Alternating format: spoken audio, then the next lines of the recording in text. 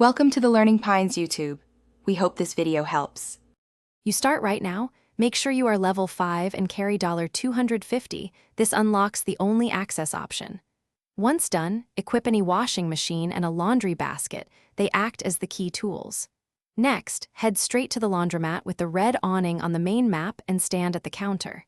Speak to the clerk. You need them to open the back room.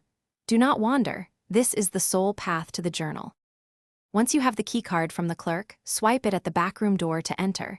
This is mandatory. There is no alternate entrance.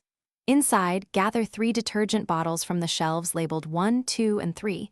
Each bottle triggers a mechanism when used. Make sure to insert them into the machine in that exact order. 1, then 2, then 3. Inserting them out of order will reset the lock. After the sequence, the floor hatch will pop open. Proceed. You now open the hatch and follow the lit corridor to an archive chest at the end. Interact with the chest and solve the quick 3-symbol puzzle. Match the visible pattern to unlock it and reveal the journal.